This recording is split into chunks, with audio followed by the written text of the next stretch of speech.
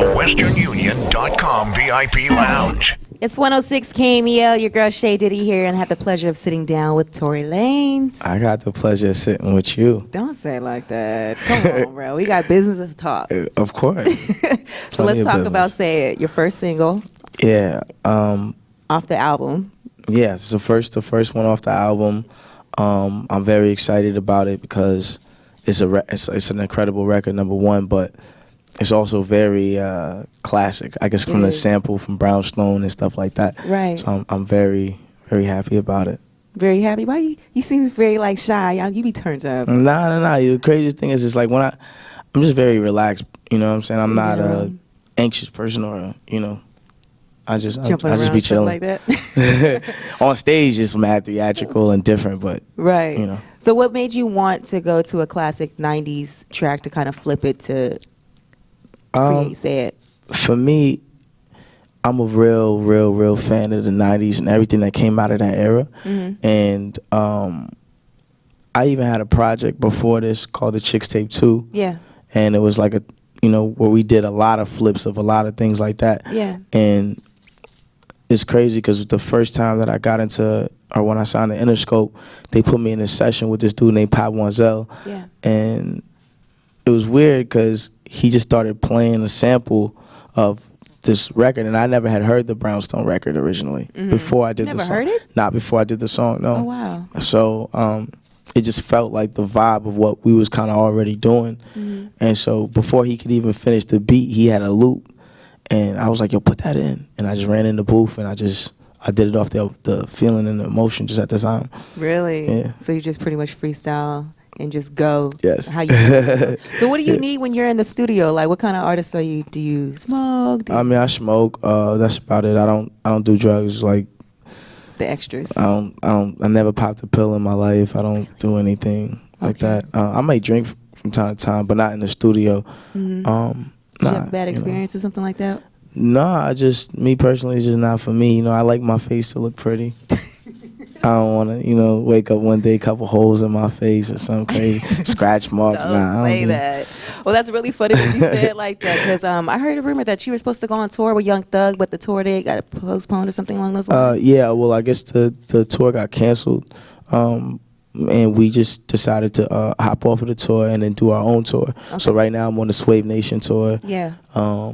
Which is dope that you're doing your own tour. I'm happy because everything's selling out. Right. Everything has been like a remarkable just outlook. Like, damn, like we're really doing this. So for me, it's just amazing. That's dope for the fans too. They're like, "Yo, Tory coming on his own. That's weird." Yeah, I want to give him an hour set instead of having to do 30 minutes or having to shorten the set for the headliner. Like, I'd rather just be the headliner and give him everything that I want to give him, all that emotion. It can't just be packed into 30 minutes. It just won't work. He's like, "No, we need more time than that." It's too much. It's too much emotion there. So how'd you link up with Mac Miller? Because I heard that you were doing your own tour, but then jumping on some of his shows too. See, what's crazy about it is our tour goes into his tour and then out of his tour. So I'm doing I'm not doing his whole tour. I'm doing a couple of dates in his tour for like the Texas runs and some of the West Coast runs. Yeah.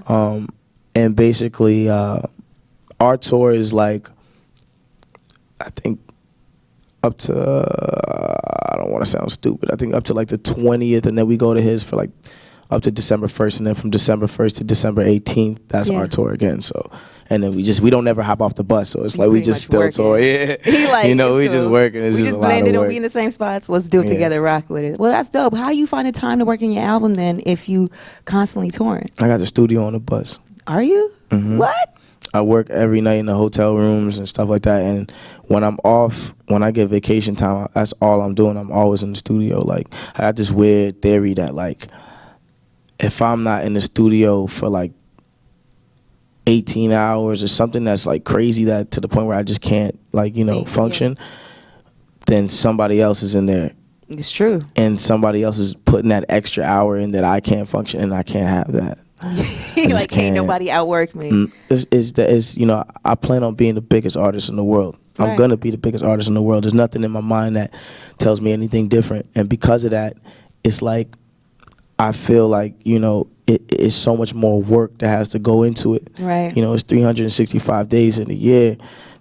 Average artist that's really, really popping, really only popping for like 10 iconic years. You know, let's give them 15. How many times does 365 go 15 times? Right. Feel me? It's gonna come really quick. I don't got time to be slowing down and not working every second that I got to work. You know. So you spend your spare time pretty much in the studio. That's what Working. you want to do. I'm always working, directing, editing, anything that has to do with the craft. That's super dope. Yeah. I don't know. It's funny because I look at you, and I remember when I first heard your record, and then I heard another record. I was like, let me see what else he got. And I was like, this sounds like a completely different person. I'm not sure this is the right Tory. I had to double check it. Like, is this the right person? I was like, yo, his style is so diverse that you are one of those artists that you'll never get bored with because it's never the same thing. And that's, you know what I mean? That's part of the philosophy of a genre of music that, you know, I think is starting to be the new wave of music in general, and it's called Swavey. And basically meaning that, you know, it's basically the genre of fusing more than one genre together and you know, making it your own. You know, there's artists right now that are rapping and singing and sound completely different when they do the two, but that's their own. You know, no one can take that from them. No one can, you know, deprive them of those talents. And it's like, I made this genre so that people like us and people, you know, who are rapping and singing and who are, you know, doing a little bit of reggae with a little bit of rock and people who are doing all these genres together, they don't get encased to one sound. They don't have to pick a lane. They could just be free. Be what and you want. be without limitation. People, I mean, I think that people want a little diversity in people's albums. Of course. I think when you really look at it right now, the hottest artists that, you know, everybody likes are not one dimensional. They're doing different things. They're mixing genres together. You know, and the hottest artists are doing Swavey music right now. Who do you think is the hottest artist right now? Besides myself. Of course. I don't know if I want to give people the cosign live or not. Just playing. You gotta pay me for that. No, I think there's a lot of Swavey artists. I think Drake is a Swavey artist. I think Bryson Tiller is a Swavey artist. I think even look at Trey Songz, people like Chris Brown, people who be rapping and singing and fusing genres together. There's all sorts of other people. I think Nicki Minaj does that. Even Nicki Minaj, Lil Wayne. Yeah. These are people who, Lil Wayne is an incredible example. Yeah. Lil Wayne is somebody who fused into, from rap to rock. He was singing. Yeah. To rock. Came out with a rock out. That's Swavey. Like that's me doing whatever I want to do, and I'ma be me in all of it. You know, and that's what I respect about him. And yeah. You know, it's just, the list goes on and on with new artists right now. Cause you know. Well, I'm excited to hear your new album because do you have a date for when it's gonna be released yet, or?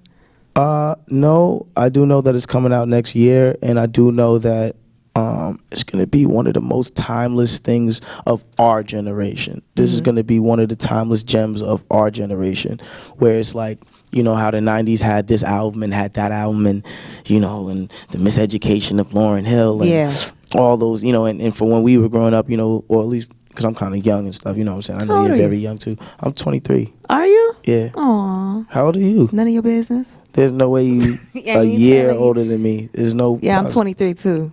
I believe it. You look like you're 22. Nah, but for real, just things like that. Like, it's gonna be a timeless gem of our generation. You know. So you're gonna be rapping and singing on there, of course, it's gonna be.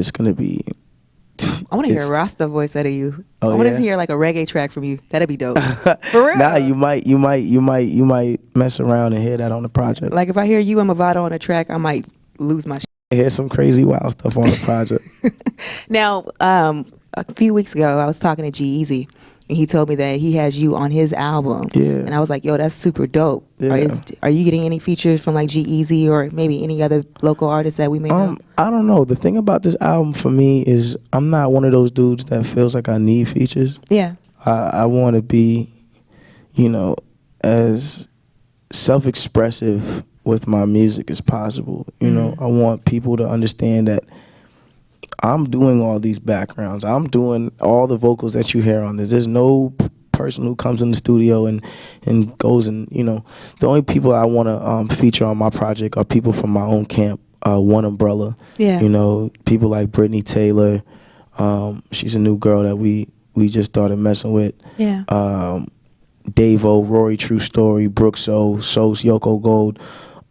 Right. It's just these are people that I've already put a stamp on, and I know that next year in 2016 they'll be coming out with their projects and they'll be out. Right. And it's like those are the people that I'm gonna introduce probably on my album and on my next projects. That's gonna be dope. I like that. It's like running with the squad. We're gonna all come up Always, together. always. But the thing about it, this one is you know when people usually run with their squad and their squad is never as hot as the main dude. Yeah. It's not one of those situations. Everybody is everybody, and I don't say that to big them up because like I'm not gonna say it if it's not true. Yeah. You know, I'm sure I've had a couple of homies that rap with me before that just weren't hot like that, but Right. these people that I'm talking about, the stamp is it's ridiculous. These people are either more talented than me or just ass. You know. Yo, that's a big statement coming from you. It's a very, very big stamp. Not, you know.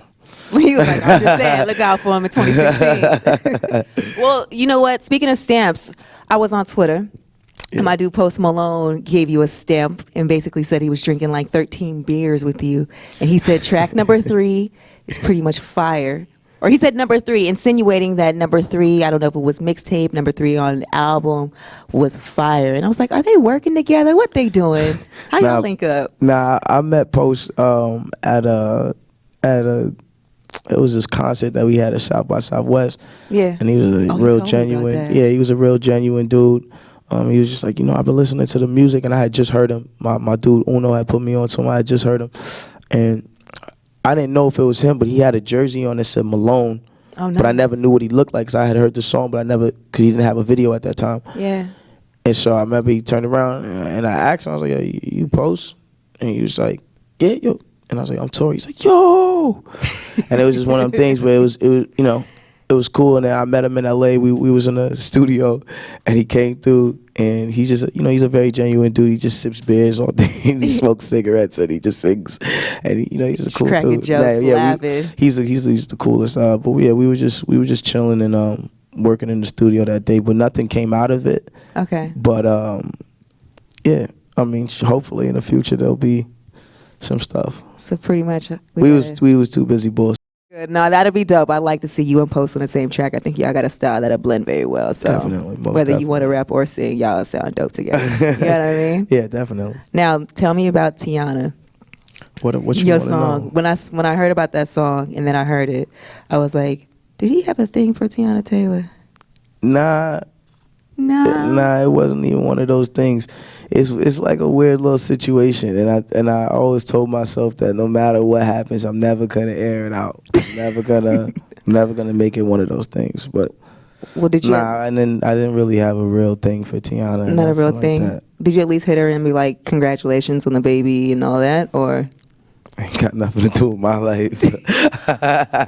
Oh no! Nah, it's like for you know what I'm saying. Like I don't, you know. You know, I mean, sometimes you just whatever. But I mean, if it ain't, it ain't.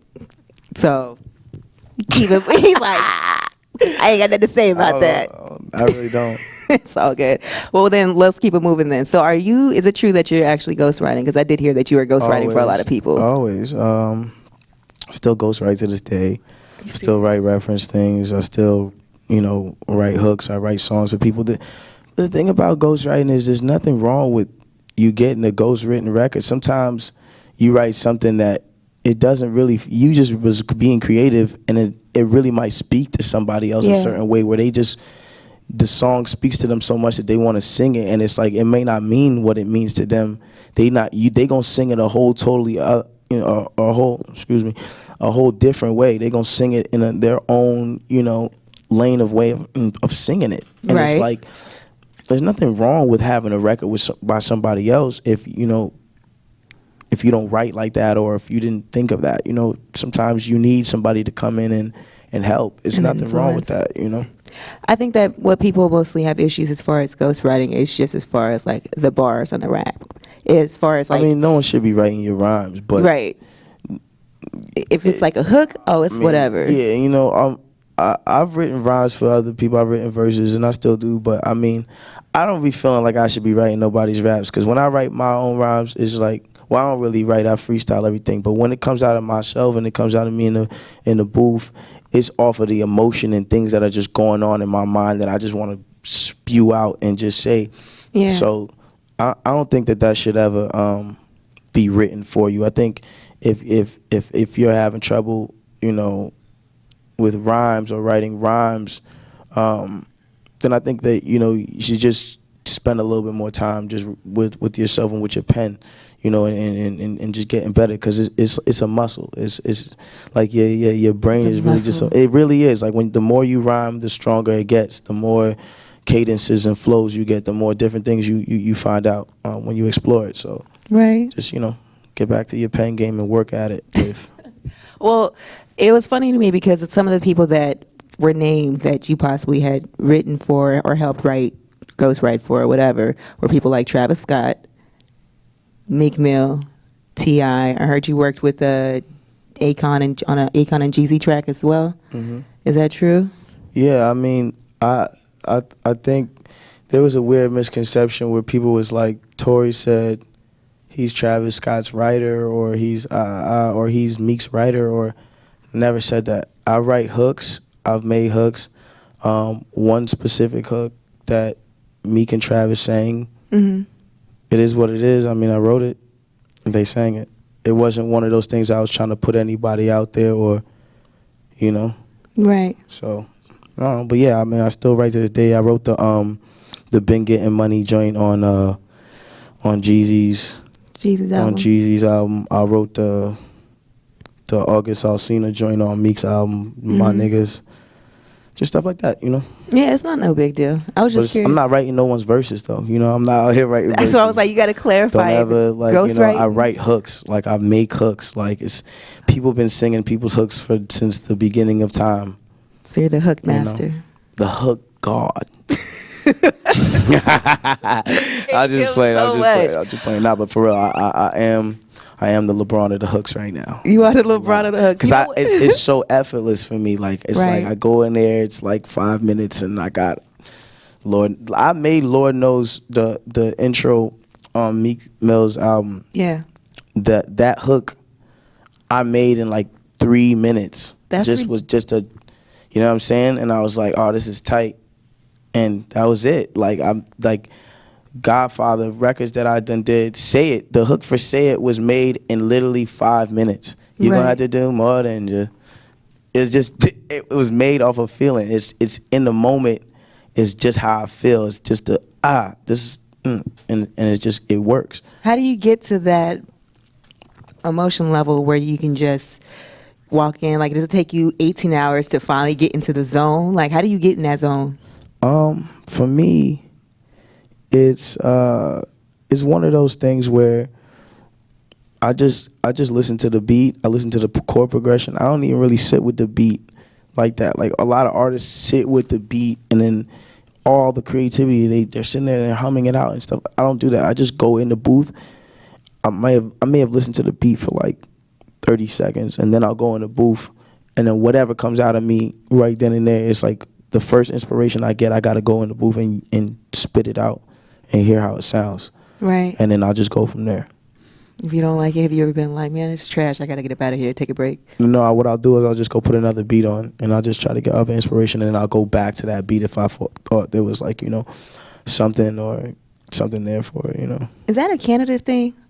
Not like that. Well, I know Drake has said it before that he spends hours in the studio. Like, is that like a Canada thing where you guys I don't know. just? I guess it's a music thing. Like, we just like music. Like, we like when you're someone who loves the music, the studio is the place that you want to be. It's where the creation happens. You know, it's where everything is. It's like, this is where the rest of your life is. All the songs that, you know, you make are gonna be done here. And it's like all the emotions, especially when you're an honest artist. And that's one thing that I do appreciate about Drake's music, is he's very honest. Mm-hmm. And when you're an honest artist, it's like you need to be in the studio as long as you can be, because all throughout our lives, we go through certain emotions that's like, it has to just be like let out right then and there. Yeah. You know?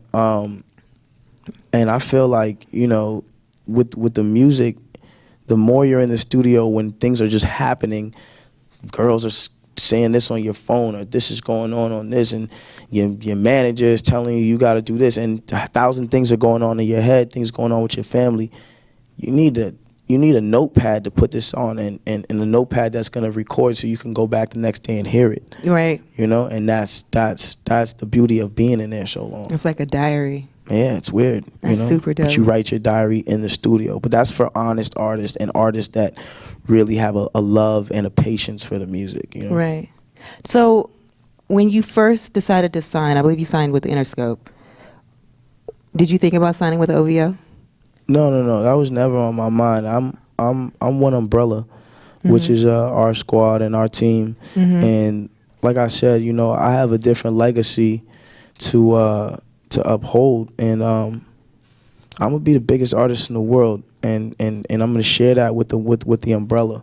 No disrespect to OVO or anybody like that. It just was not a thing for me. For me, it was you know, I'm head captain of my squad, and of the things that, you know, I'm the person that break the door down for us. So, you know, building your empire. Of course, and we're gonna be as big as a Universal, as big as an Interscope. Right. It's gonna be so much bigger than just the independent label. It's that's not. Don't try to misconstrue that. Throw a jab at anybody. It wasn't one of those. But we just have an expectation. Like the way I have an expectation for me being the biggest artist, and I know that that's gonna happen unless somebody shoots me and I die, which I don't see happening. Don't say that, bro. No, I'm just saying that's the only thing that can stop me from being the biggest artist. But just like I see that, it's the same way we all see the umbrella in our own way, and we all see the umbrella being that big and being one of the biggest corporations. Forget the music for a second, just one of the biggest corporations in general. Right. So it's one of those things where beyond music, I had to let the umbrella do its thing. No, I hear you. So, yeah. Well, I'm definitely excited to see what you guys do as a squad. We love seeing squads here on the West Coast. It's going to be so crazy. I'm scared. No, what you scared of? I'm so scared of just the catastrophicness. I don't even know if that's a word. Like, I'm just scared of how, like, you guys should be scared. Everyone should just be scared of what's to come. Like, it's going to be so monstrous and amazing. You know what I'm saying? Well, how are you going to handle it when you get to the point where you, like, can't walk through the mall, can't go to the store, can't go to Starbucks? I'm still going to walk through the mall, walk to Starbucks, and I'm not going to ever get caged by my fame. I feel like, that. That's lame. Like, not going outside. There's people out there. It's people, bro. Like, it's people, you know what I'm saying? And for me, it's like, at the end of the day, like, these are the people that love you so much that they won't let you go to Starbucks. They won't let you go to, like, you need to make sure that you with these people every day, you know, God willing that none of them are crazy and want to kidnap you or nothing, but, you know, you gotta be with rappers these people. Is getting kidnapped nowadays, bro. I won't be getting kidnapped. Like, that's for sure. So I know album's coming out 2016, so we just gotta wait for that for details and a date. What about Chicks Tape 3? I heard that was coming soon. Honestly, who told you that? I'm just putting it out there. You just wishful threw that thinking. out there. I'm just wishful thinking. Never heard that. Nah, but honestly, what's to come is just what's to come. There's things that are about to happen that I think, you know, are just gonna maybe throw a couple people off. Things like what?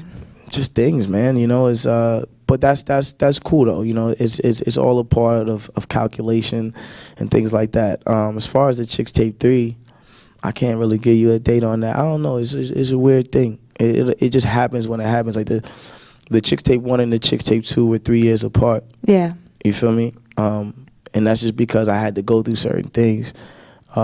I need to get curved, to be honest with you. I know it sounds weird. I need to get curved, like, by somebody so that, like, I could feel those emotions. To get angry, to have to I don't know. I got to feel those emotions. I haven't got somebody to curved in a curve minute. you? Like, I need a female to just, like, curve me or something. so I can. Are you serious? So I can write certain records. Like, you know what I'm saying? Come on. Like, for real, I need to be curbed. You can't draw that from previous experiences, like I can, but it's just so much better when it's happening When it's right then fresh. and there. You know what I'm saying? Because then you talk about exactly what's happening. You know, it's cool talking about things in the past, and sometimes when you can tap into those emotions, you know, they reflect in a certain way that's like, wow. But when it's happening, it's so much realer because it's everything that's happening in that moment. It's like me coming to you and being like, yo, look what happened today. You know what I'm saying? I get that every day though. Yeah, but that's it. So, are you the type of person? person where something happens, you don't say it out loud, you just kind of bottle it up and then just put it out in the studio? If I'm with the homies and I tell everybody what's really going on. Okay. When it's things that are like things that I should keep to myself, I keep it to myself. Like I do understand the line of things that you keep to yourself and things that, you know. That's why you're so chill. Yeah, you know, it's just certain things you keep to yourself, and I'll wait to say it in the record sometimes, you know, and then people will be like, damn, that was what was going on at that time, and I'll be like, yeah, you know, I mean, that's just what it is, and I always have the things that I'll keep for the records and the things that I'll just tell everybody, and sometimes, and most of the times, it's things that I told people, and they'll hear it in the record too, and be like, ooh, you just, you know what I'm saying? Well, thank you so much for sliding through. We definitely Thank love you. sitting down with you, just getting to know you better. I love sitting down with you. I'd be like, what am I supposed to say to that? Nah, nothing. You know, not for real. But all jokes aside, like you're an incredible interviewer. Is that that's a real? It's a real word. Okay. Thank yeah, you. You definitely interviewed I appreciate that. He's like, you definitely Great interviewed me. questions. And so, album's coming 2016. Do we have a name for it yet? No, I don't. But Look out for it. I'm still in the creative process of it. But look out for it. It's definitely going to be legendary. And if people want to follow you, check on you, see when this album's coming. Yes. Go on my Instagram. Instagram /Tory Lanez, TORYLANEZ. Same thing as my Twitter /Tory Lanez. And if you guys are trying to follow the movement, the Swavey Nation movement, the genre, type in swavenation.com or facebook.com/SwaveNation. It's what it is. Your girl Shay Diddy, the one and only Tory Lanez. Yeah.